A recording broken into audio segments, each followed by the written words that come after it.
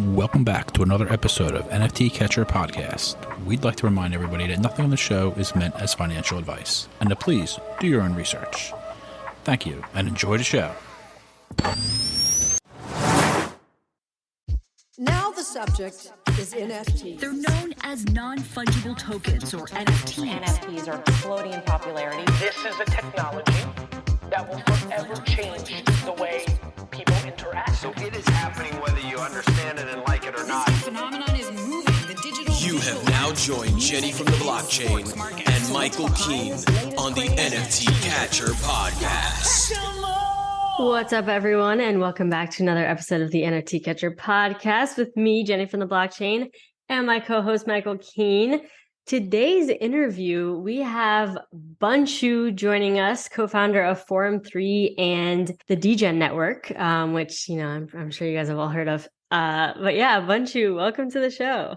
Thank you so much. I'm super excited to be here. I've obviously been following you guys in the show since the very, very first episode. So very cool to be joining you for an episode. Thank you for having me, and just huge congrats to everything you've done with this podcast. It's super awesome. Yeah, you know what? Actually, when we first started this podcast, you just kind of reminded me of this when you said you've been following us since the beginning. When we first started this, you guys had us on your site as like a featured podcast on DGen.network. And I do feel like that helped us like kickstart things and really, kick things off and get people to start tuning in. So thank you for that. Yeah, absolutely. Yeah. But game recognized game, I think they say, right? Yeah, there we go. I've said that before. I'll always say you guys were a huge help getting us. We told us about Buzzsprout and really a lot of really good advice, and then actually helping us on the website, getting listeners. It was really amazing. I said that to Steve when he was on a couple months ago, and always appreciate that. Love DGen Network. I listen as much as I can.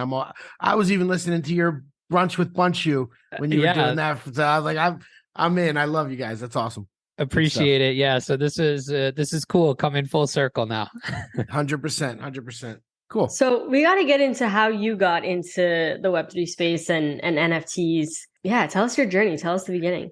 Man, my story is so weird and crazy, right? So I've been in the space since 2017. I actually it was May of 2017. I bought my first Bitcoin, and I actually came into the space through sports betting. I've always been a DGen at heart, right? So at that time in 2017, when you're trying to, make some sports wagers, your banks were not allowing you to kind of deposit money onto these sites because it wasn't, a regulated thing like it is now with, DraftKings and all these, sanctioned books. You were playing on these kind of offshore sites. And so your banks were restricting them, and they all started accepting Bitcoin as deposit. And that was the first time I'd ever kind of really looked into Bitcoin. So at the time, on Coinbase, it was Bitcoin, Litecoin, and Ethereum, and that was it. And crypto Twitter wasn't really even a thing yet at that point either. It was, you got most of your information from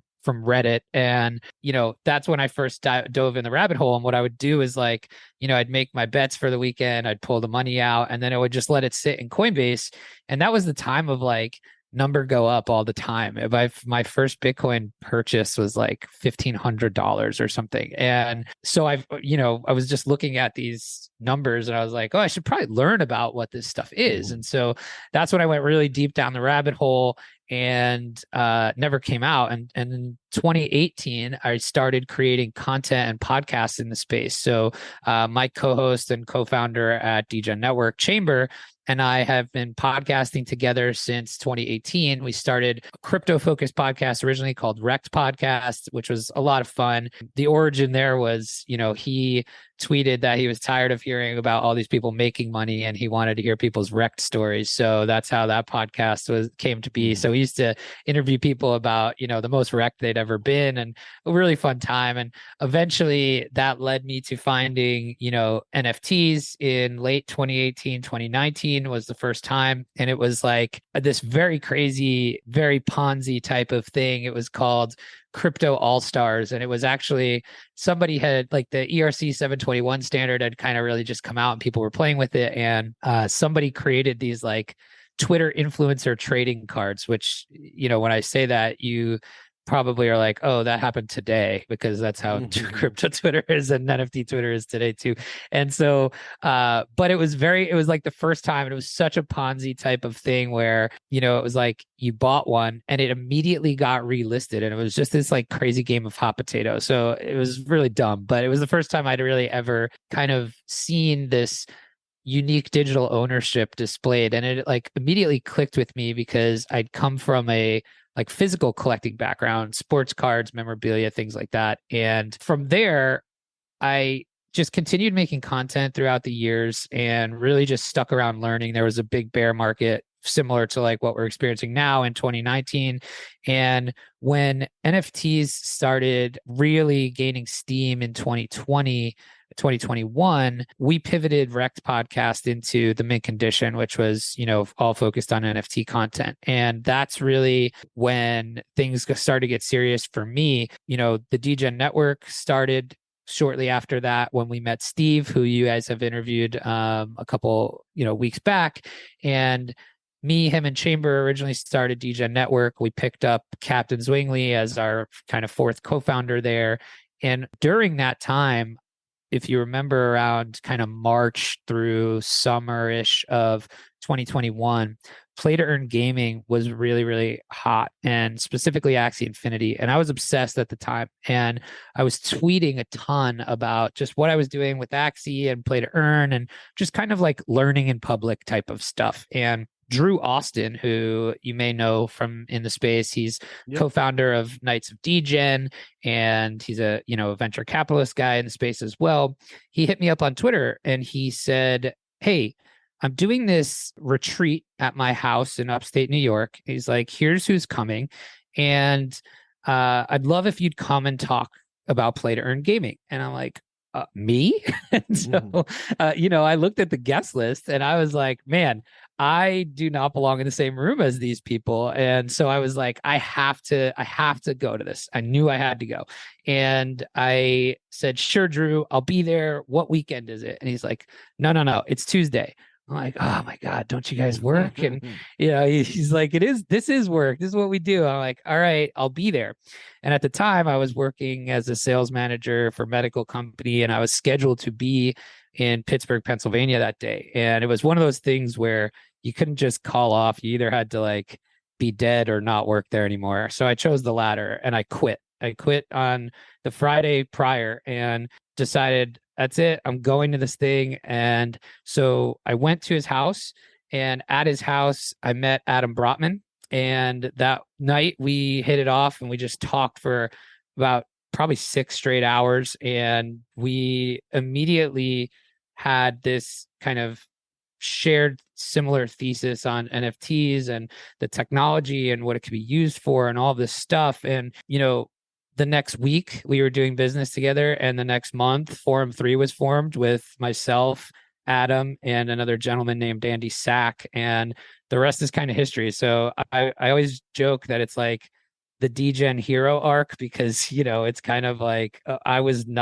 had no formal experience in this stuff. It was hobby turned passion turned taking a risk on myself. And I always joke, like, results atypical. Don't try this at home. Don't go quit your job to try to go full time. It's not the normal progression of how things happen. But it's a crazy story, and very serendipitously, it's worked out for me. That's amazing. I was literally going to ask you, was Adam Brotman one of those guests? Like, is that how you guys connected? Yes. That was actually one of my questions. That's an incredible story. I mean, that took a lot of guts, and it was just kind of perfect how it worked out for you. I love that. It's interesting. I hated that medical sales job that I had. And I didn't like being in that industry. I was traveling 3 nights a week away from home, and it was just a lot. And then COVID hit, and I stopped all of the traveling, and because everything got shut down. And I didn't realize how much I hated it until I stopped doing it. And so when COVID came and I had kind of this free time all of a sudden, I swore to myself that I would figure out a way to like be on my own and not do that. And so, how I got to that point where I was able to just say, F it, I quit, was I really dove into all of these different side hustles and tried to kind of create myself 3 or 4 or 5 different income streams so I could set myself up to be able to do that. And it got me there because I was able to confidently say, I'm good enough where I could fall back on these other things if if nothing happens comes from this thing. And so, it was really out of COVID that I kind of got this finally, took that like entrepreneurial type of leap. I always joke that like being in sales is the closest you can get to entrepreneurship without any of the risk, right? And so that I finally was able to get myself to take the risk, but it was born out of that inspiration from hating that prior job and having that downtime during COVID. Damn, that is a sick story. I've never heard your story before either. And I'm just like, I love when somebody takes a chance and it works out. It was almost like you were setting yourself up, like you knew something was going to happen and something was going to come. Like, sometimes you have to close a door in order for another one to open. And I don't know. I feel like, I love hearing people like taking risks that are like, just, you're like, oh no, this could go real bad or this could go really good. But that's great that it paid off for you. Yeah. And part of that is, you have to have the right support around you. Right. And so the other crazy part of that story is like my wife is a stay-at-home mom. We had a 6-month-old at the time and we had just bought a new house. And so like really, I mean, it was her kind of encouraging me that it was okay to kind of take that leap that really pushed me to do it. There's so many things that change when you're not kind of reliant on a company paying your paycheck and your insurance and all of that stuff. And it's just kind of a lot of unknown. And if it wasn't for, her support, I would never have had the confidence to do it. Yeah. This was in the summer of 21? Yes. So I quit in July of 2021. July. So were you already kind of like, did you were into Bored Apes, right? Originally? Yeah. So it's funny. That's actually how I met Steve. So in May, when Bored Apes minted, there was, you guys remember where there was all that crazy energy around owning your IP for the first time. And there was just all of these groups popping up of people that were super excited to like build businesses around their apes and network and communicate in like a way that really had never happened in the space before. And so there was all these like discords popping up, and Steven Schiller created this like Bored Ape incubator Discord chat. And there was a whole mess of folks in there now that are, really, I would say, prevalent in the space. And that's where Steve and I first connected. And what's crazy about that is, we were talking and we didn't know each other from Adam, and we had a lot of similar values and vibes. And we were like, hey, let's set up a Zoom call. We had a Zoom call and we were like, man, we could really do something together. What do you think we should do? And we had this absolutely revolutionary, amazing idea to do merch. And we thought we were going to revolutionize the merch game.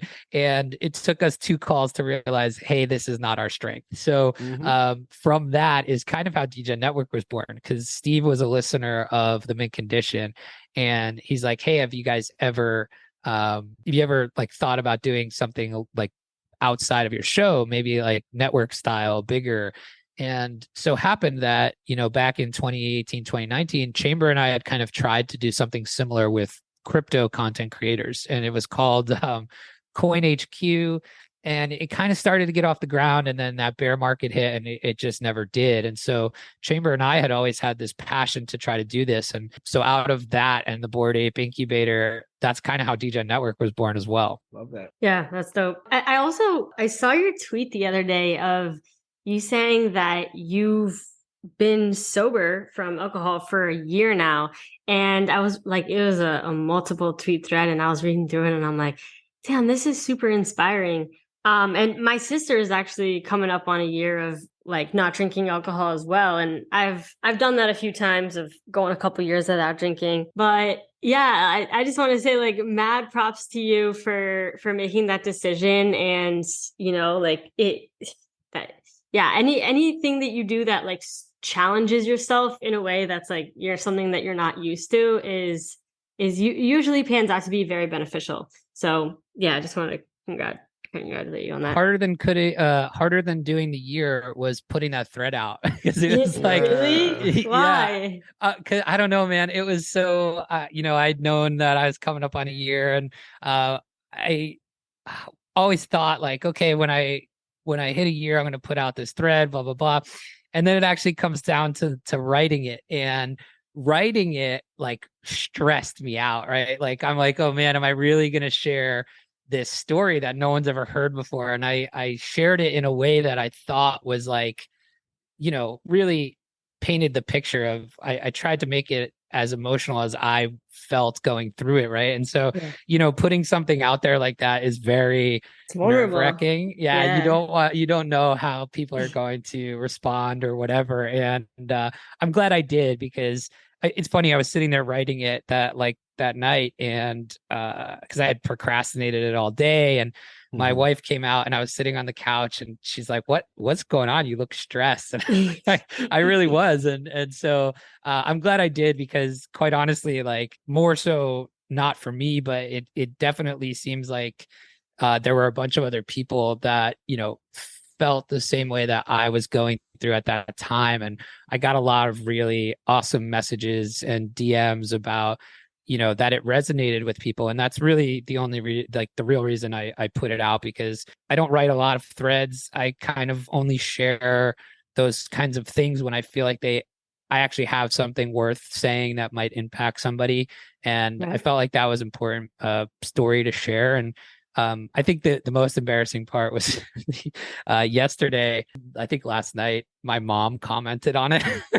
Oh my gosh. And I was like, oh God. I love that she read it though. Yeah, no, of course. But it's just, I'm so proud of you, son. That's exactly what it was. And I was like, oh, okay. You know what? It takes a lot of guts to put, to share stories that are personal. And one of my long-term goals that I'm like, okay, I'll do this in maybe a couple of decades. And my sister was like, I don't know why you want to do that. That's crazy. But I've been like journaling since I was like basically like writing in a diary since I was, I don't know, like 7. And I have like dozens of diary entries where it's like I'm just writing really personal things, like just being super vulnerable. And I love reading memoirs and stories about other people's journeys and life experiences. And I've always thought it'd be super cool to one day kind of like publish all of my journal entries as a book. And maybe it would have to be like 5 different books or something. But and my sister's like, why would you want to be that vulnerable and put yourself out there that much? And I'm like, well, it would be like in the future, like, maybe a couple of decades, or if I die, like, I'm like, if I die, can you please just publish all of my diary entries? She's like, okay, sure. As an NFT. That's what I said. That's what I was going to say. Put it on the blockchain. I mean, oh God. All right. That feels even more vulnerable on the blockchain. I don't know.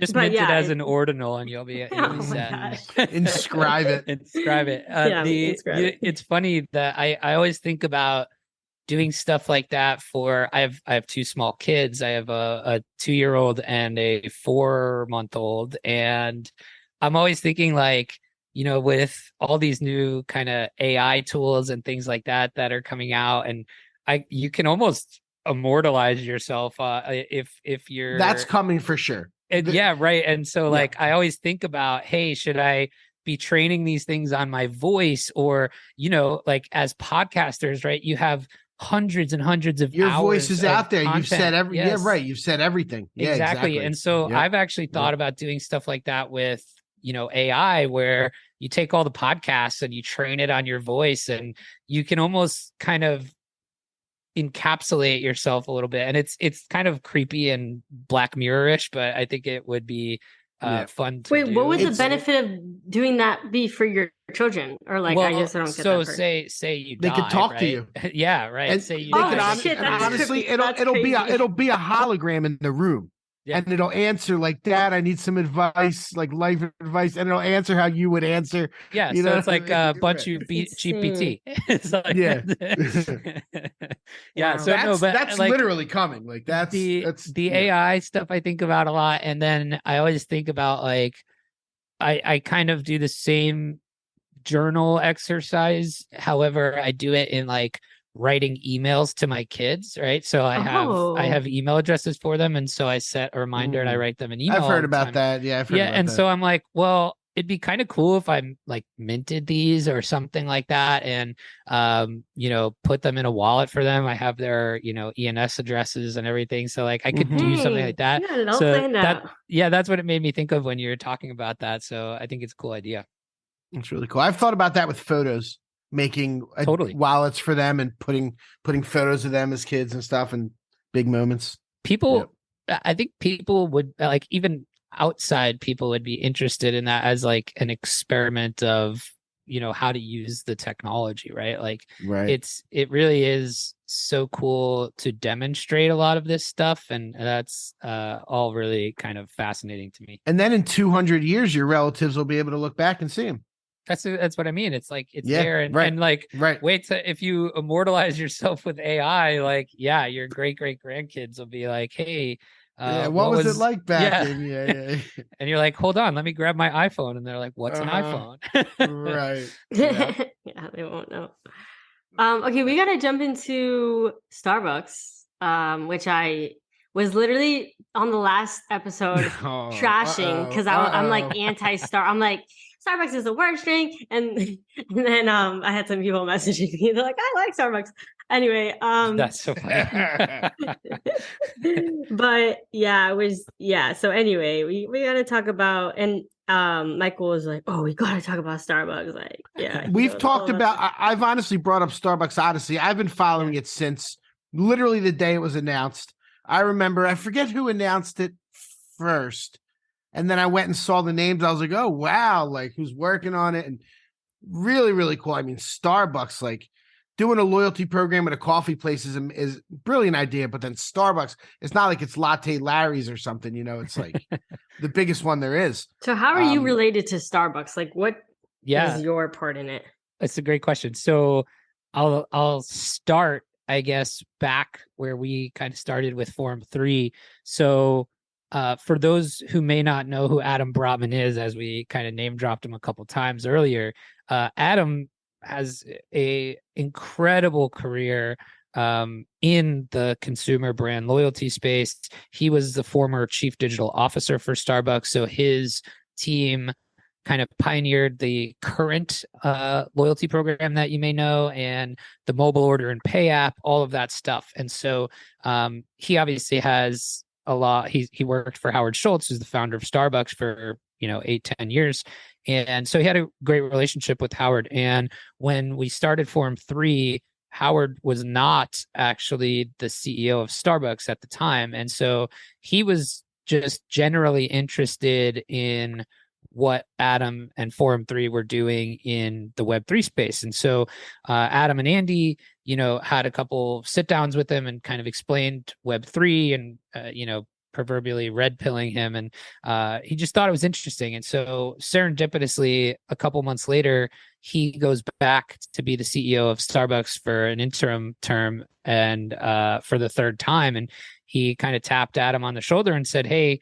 like, come back and do this with us. And Adam, kind of said, hey, let's do it with Forum 3.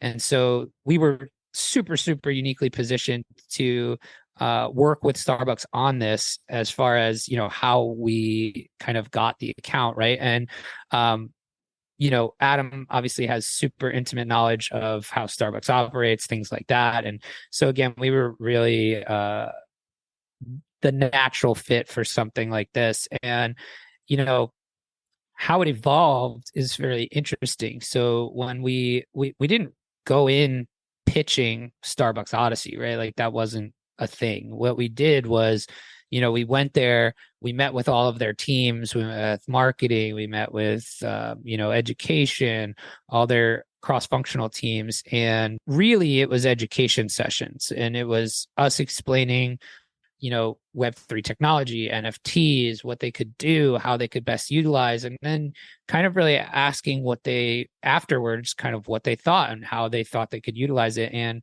went through all these teams, and the loyalty team, which was our hope, that they really, really grabbed onto it immediately and saw the value in it. And so that's kind of how this whole thing started. And, just to go like one layer deeper, when we first met with that loyalty team and explained to them kind of what the technology could allow them to do from a loyalty standpoint, they got it so quickly that their response to us was, we've actually been looking for something like this for a long time.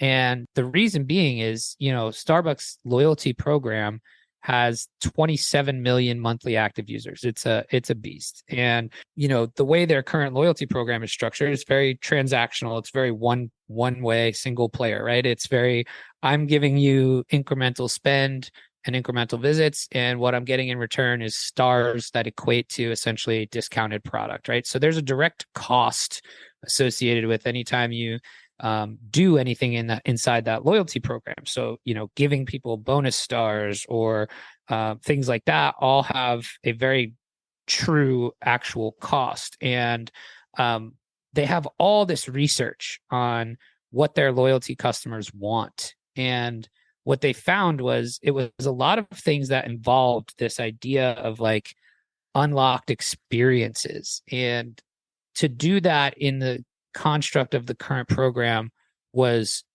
too costly, right? And so when we were having these conversations with them, it was, how could we use this technology to kind of unlock the intangible brand value that they have and be able to kind of share that with the consumer in a way that's never been done before, that isn't just direct discounted product. So that was kind of how this was all born. What's the reception been like from the general public, the people that are like the regular people that do the loyalty program that are learning about Starbucks Odyssey?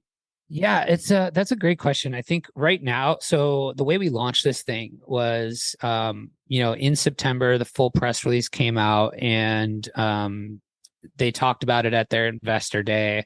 And on that day, we launched the waitlist, and the response to the waitlist was incredible. So we had, probably almost 1 million people sign up for the waitlist, and really,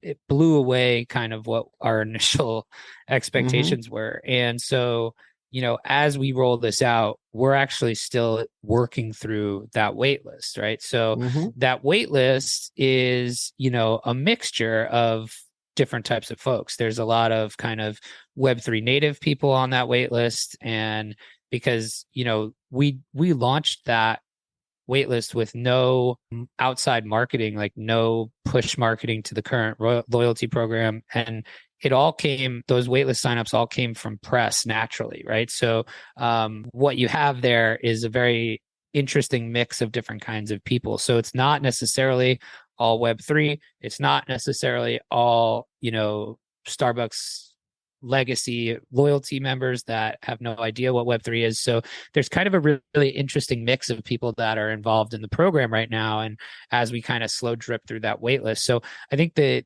feedback so far has been, I think, overwhelmingly positive from, both the activation, the rollout, the approach that we're trying to do here with this. I think most of the feedback is that it's thoughtful. It's a good use case for this technology. And then I think what's really fun is the people who were not Web3 native before kind of understanding for the first time kind of what digital ownership means. And that's really fun to see. We've launched a kind of beta Discord community that we have that is really kind of the focal point of all of our feedback loop that we're getting right now, which is really fun to see all the feedback in real time. And so I'd say overwhelmingly positive, although, with any program like this, it's beta, it's a slow rollout. There's hiccups. There's a lot of interesting things going on with the tech to make this all work. So there's obviously things we got to work through on that side, but otherwise, I would say so far it's a pretty big hit. That's amazing. How many people are like active right now? Not active, but like in that you've let in. So it's still super, super small. So I think we have about 20,000 people that are active in it. And, you know, like I said, we're still kind of working through that wait list. It's as we, as so you we got a build wait out list the of 1 bugs. million and you've only onboarded 20,000 so far. Yeah. I mean, some of that is, it's a US only program right now. The wait list wasn't gated to US only people. Gotcha. So, and also there's some people there's probably people botted 500 emails, you know. Probably. I know how, right. Yeah, definitely. Yeah, So, for sure. So we're actually working through it pretty quickly. However, yes, we're still on the wait list. Yeah. Now I hear that. I'm in actually because I told you I was following it literally since day one, and I got let in pretty much right at the beginning. I'm a fool that I didn't go through all the steps again. That was my next question. I just got so busy, like, but I watch it, like I see how well they're all doing. Like I watch everything. I'm watching the stats. I watched your drop last week. That was incredibly successful. Like the floor prices, whatever it's up to now. Last I saw was like 550, 600. It's like $820 this month. Unbelievable. It's crazy. Wow. And so that's when you get people that are like, telling their friends, I bought this thing for $100 from Starbucks and sold it for $800. Like, you know, the people that's really cool, man. Yeah, it's interesting. It's like there's this. This is what I meant by the first time people maybe experiencing kind of ownership in this way, right? So there's this really interesting phenomenon that's happening inside of a program like this where it's kind of what I'm calling like user generated capital, meaning we've built this ecosystem and it's this gamified loyalty layer, and you come in and you do work inside this ecosystem, meaning you watch branded content. While it's authentic, it's branded content, right? You're partaking in these journeys or quests that are very Starbucks focused, and it's this really interesting thing where somebody, whether they're a Starbucks super fan or they're just this Web3 native person, you know, they're coming in, they're completing tasks, they're getting rewarded with these stamps. The stamps will have, you know, utility and benefits tied to them. And so you've got somebody coming in and participating in this ecosystem for the first time, earning this thing that they own that has value intrinsically to either themselves in the program or somebody else in the program because of the benefits tied to it, right? And for the first time, they're experiencing that shared value of the brand, which I think is just really fascinating to watch. And it's something that's really never been done before, which I think is really cool. It is really cool. Like I've said it so much, but I think you guys are showing everybody what the future is and doing it with Starbucks. There's going to be companies all over the place that want to do something like it, especially when they see that Starbucks just brought in 200 grand on their first sale, like it was nothing. And that's only with 20,000 people. What about when there is 2 million people and, you know, and they drop something and sell it for 5 million or 10 million? Like that's all, you know, that's a game changer in business. Yeah. And what's really cool about it, right, is like, the money that Starbucks makes off of it is all great, and that's going to be kind of what other brands look to as the example. But you know, there's so much value being created for the consumer in it as well, right? And it's kind of how we theorized this and philosophized of it prior, where when we started Forum 3, we had this thesis about, you know, it all circles back to this conversation we had where I was learning about play to earn gaming. And this is what Adam and I were talking about when we first started. And it was mostly about how those economic models at the time were broken, and play to earn gaming was broken because the incentives were upside down, right? Like the consumer was the one funding the whole ecosystem, right? They were buying things in the game, they were earning things on that, but it was all extractive because they were just rushing to return on their investment, right? And so we were sitting there and we're thinking about, well, these economic models and the incentive models and the rewards models are very interesting, but the idea that the user funds the ecosystem is the part that's broken. So we thought of it as like, hey, what if you did this under the umbrella of a brand or sponsorships, right? Where the ecosystem was actually funded by an entity that actually had value intrinsically on its own. And that's where, this concept of, oh, this is perfect for a loyalty program comes in, right? And so what's even more fascinating to me is how a user can now kind of generate value for themselves by interacting with a brand in this way. And that's something that really that's the thing that's never been done before. And that's fun to watch. It's fun to watch somebody earn something for $20 of spend that turned into the holiday cheer stamp that's now people are buying as a collectible for $1,500. Like, that's a really fun thing to watch. And they're doing that because it's a collectible that has value because of the brand equity behind it, right? And what Starbucks can do with that brand equity for somebody else, which is fun. I love that. You had said that there's 20,000 wallets involved in this loyalty program. And I just saw a tweet the other day saying that there's only 50,000 active wallets currently in the space, which I think is like mind blowing. Wow.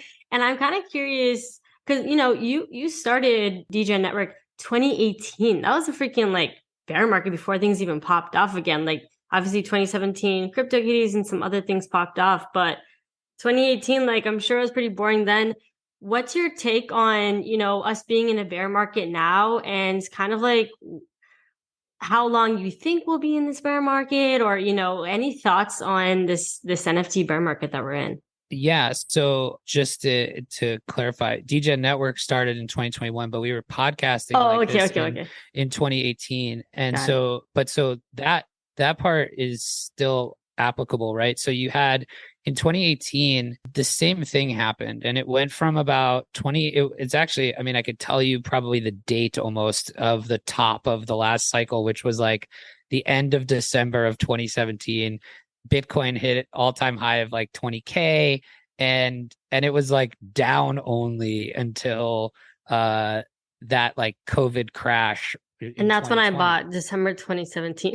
Yeah. So there you go. And that's like when Chamber got into, and he bought the top. Right. And so, it was like literally down only from then until that day that like the world shut down for COVID, and that dropped Bitcoin from like $6,000 to $3,500. Everybody thought it was the end of the world. And then that was like the start of that was capitulation. That was the start of the rebound. Right. And so, but like during that time, that time period is 2018, essentially the beginning of 2018 to March of 2020. It was actually around this time in 2020 that happened, because I remember, because I was supposed to go to March Madness the next week, and it got canceled. And so that was a full-on 2 years. So if you think about it in the same context, we are definitely a year into this at this point. It may be till the end of this year into next year that it really starts turning around.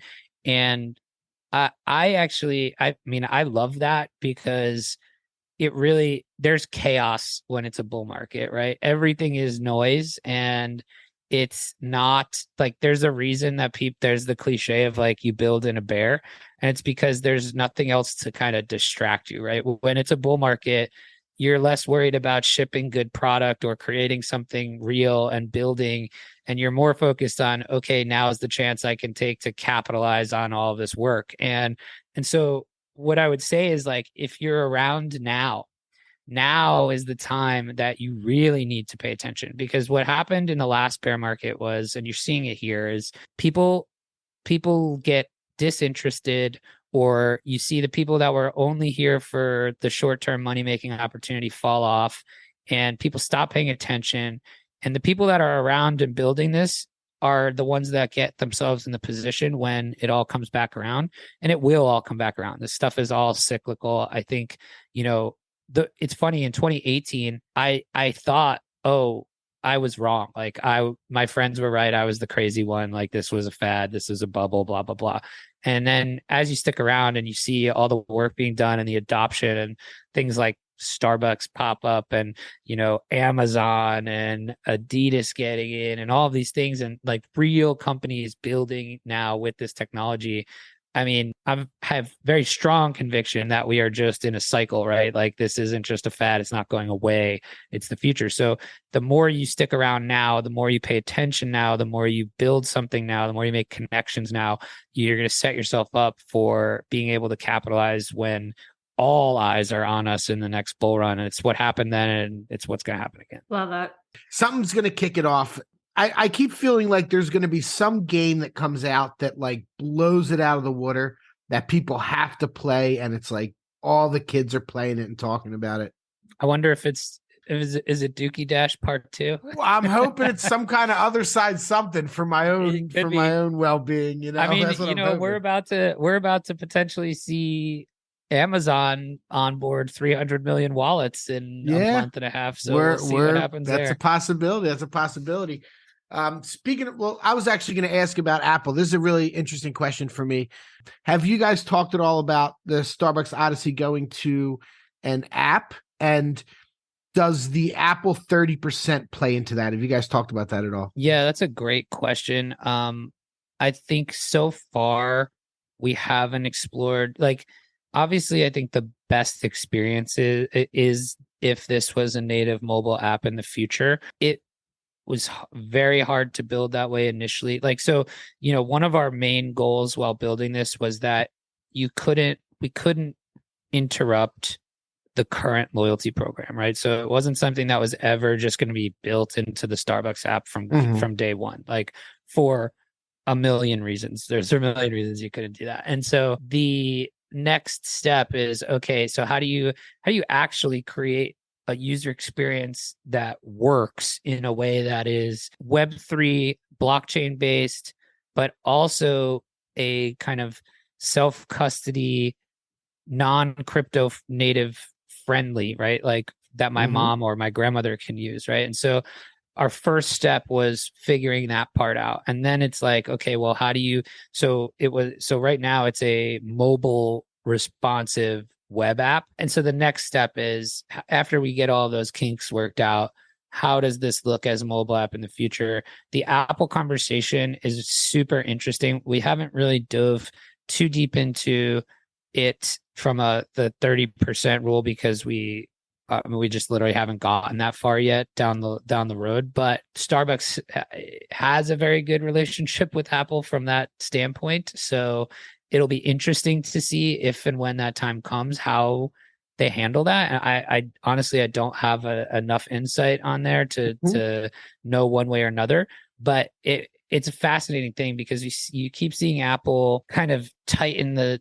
strings on the crypto stuff, right? And the 30% thing and selling NFTs. And there's some things, it almost seems like they're picking and choosing a little bit on where to allow and where not to. So it'll be fascinating. Like, what was the last thing? It was the Coinbase wallet. Was that it?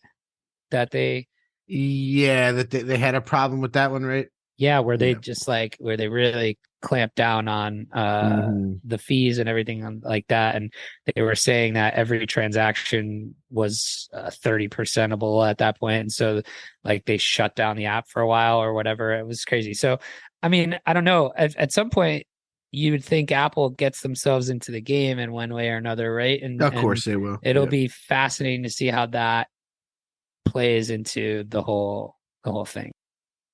You know, it might be Amazon that gives them the kick in the butt. Who knows? Right. So then you guys did choose Nifty Gateway, which is actually, it took me a minute to try and figure out why, but it actually makes a lot of sense because Nifty will self-custody your Polygon NFTs and you can take them off if you want. Correct. And so part of that decision also is one of the things that we thought was super, super important to have at launch.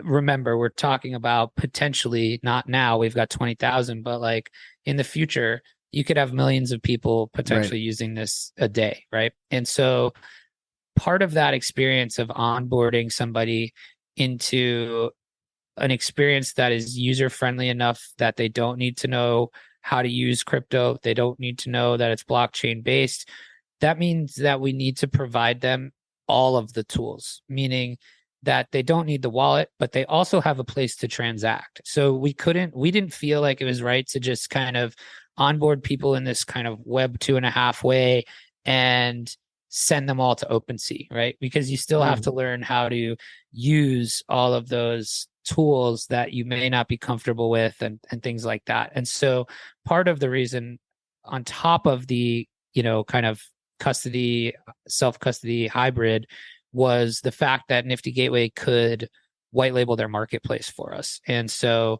that was part of that decision as well. And then, when you think of trusted partners, Gemini having obviously they've had some issues with the banking stuff that's happened since then, but Gemini being that New York State trust company and all of that, backing Nifty Gateway, like all of that played into the decision as well.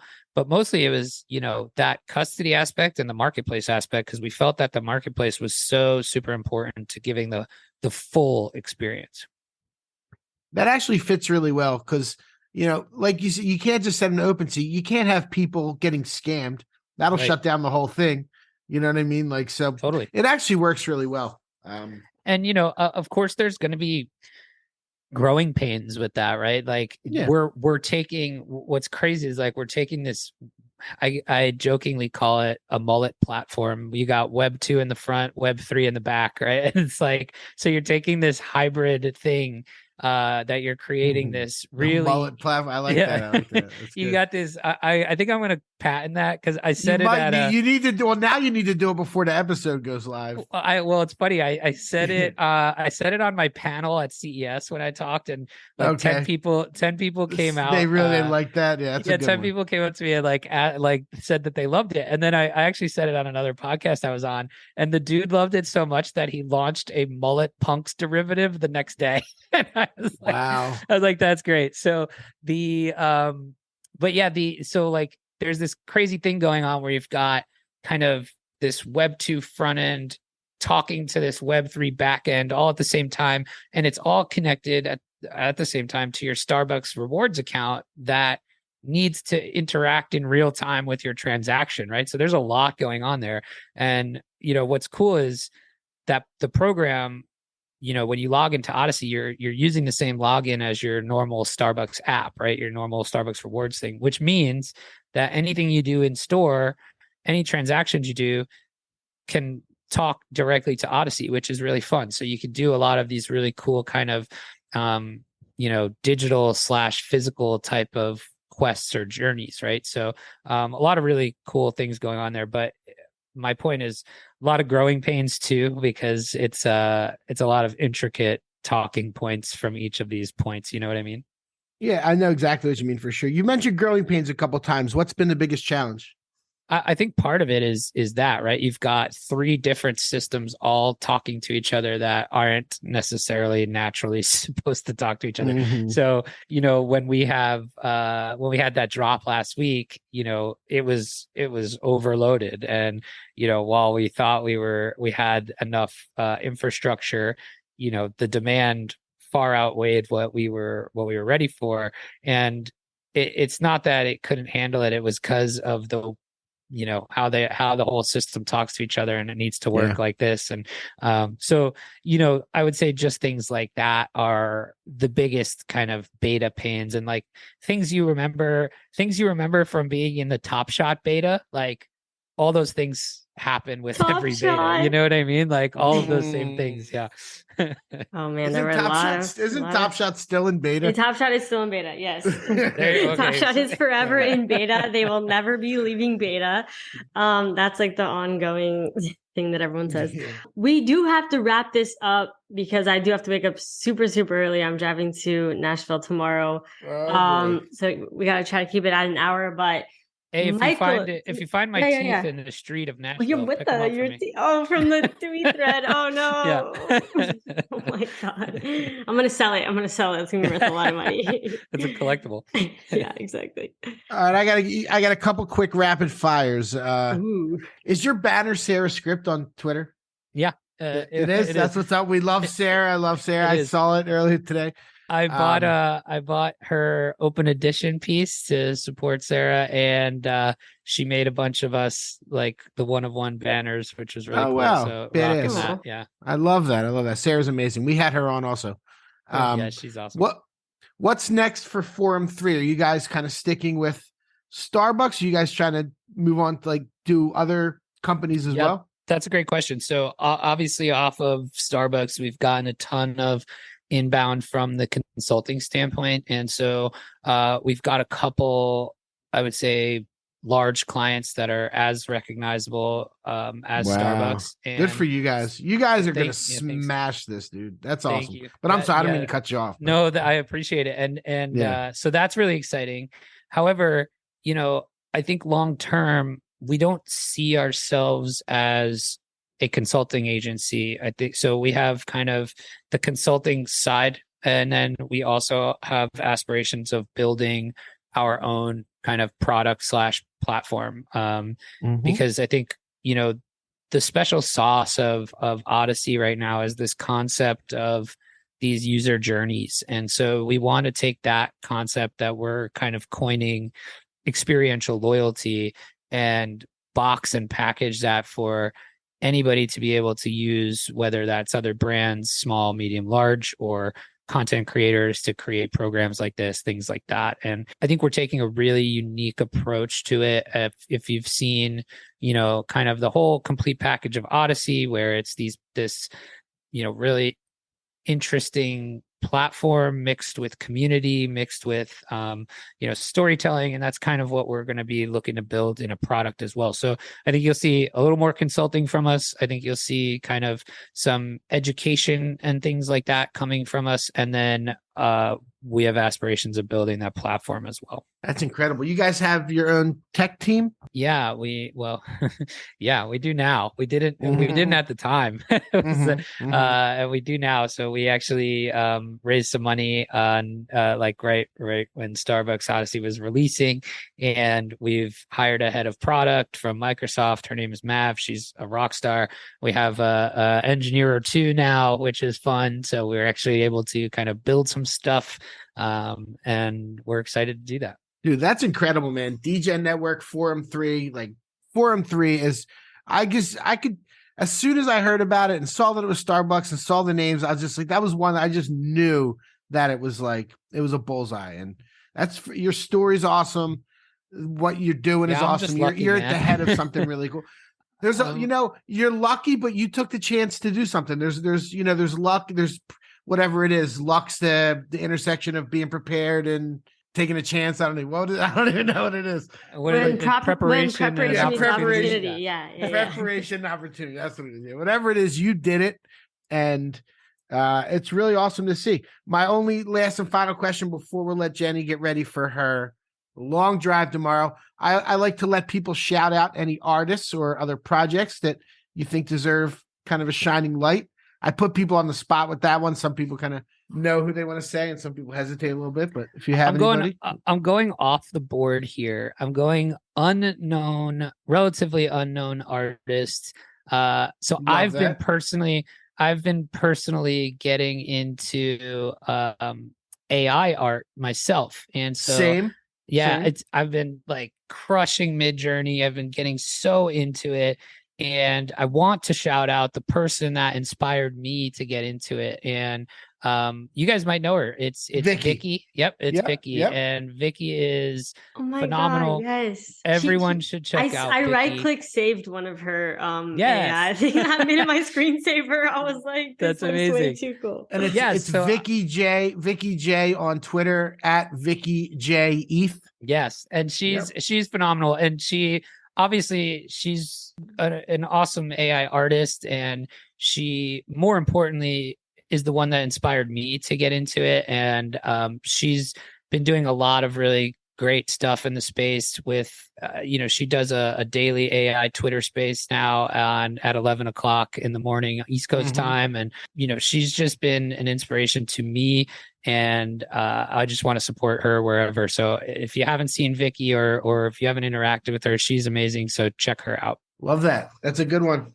I'm a fan of Vicky too, for sure. She seems really cool. I've seen her in a lot of the spaces. I've been in her room a few times. And she's hilarious. So And she has an ice cream shop. And she has an ice cream shop. Really? She features a bunch of like Bored Apes and NFT. Yeah, art, and she's like, got a Where's famous that at? mutant. Where's that at? She's in England or something? No, she's in Florida, actually. What? Where? I'm in Oh, Florida. not what I was That's why I'm asking. Yeah, she's in Florida. I don't know exactly where in Florida. Really? It's some sort of spring break destination because she always tells me that her spring break is terrible. So Oh my god. Let's see. I'm gonna go to her link tree, see if she's got it there. Nope. Why did I think I'll figure England? it What out. the heck? well, she's got the accent. so She's you British. probably- Yeah, she has the accent. Yeah. Yeah. Okay, so then I just assumed.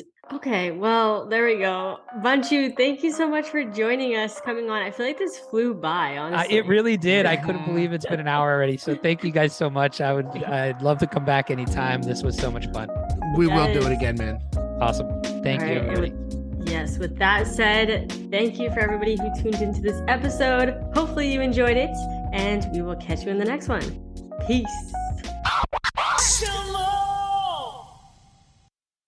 Thank you for tuning in to the NFT Catcher podcast. We hope you enjoyed today's episode and learned something new about the exciting world of NFTs. If you enjoyed today's episode, please take a moment to subscribe to our podcast on Apple, Spotify, or wherever you listen to your podcasts. And if you really love what you're hearing, please leave us a rating and review on your favorite platform. If you want to stay up to date with the latest news and insights from the NFT space, be sure to follow us on all the socials at NFT Catcher Pod. You can follow Jennifer at Jennifer_pseudo and Michael at NFTicket. I'm your producer, Andy, and I'm at AJC254. Our theme song's by It's Just Los. We always appreciate your feedback and support, which helps us reach more people and bring you informative and engaging content about NFTs. We look forward to bringing you more great NFT content in future episodes. Thanks for listening. Peace.